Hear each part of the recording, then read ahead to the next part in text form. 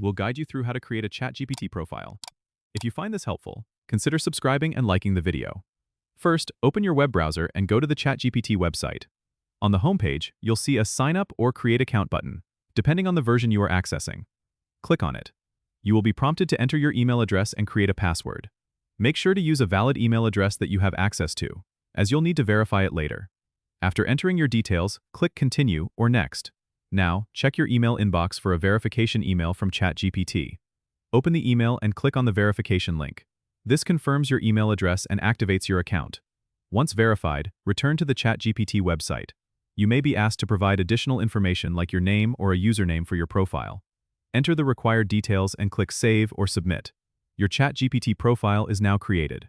You can personalize your profile further by adding a profile picture or connecting it with other services if the platform allows.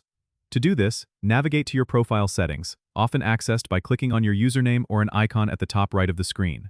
Here you can upload a photo or link your social media accounts if desired. Remember to explore the settings to adjust any privacy or notification preferences to suit your needs. And that's it. You're all set up and ready to start exploring what ChatGPT has to offer. Don't forget to subscribe and comment if this helped you out.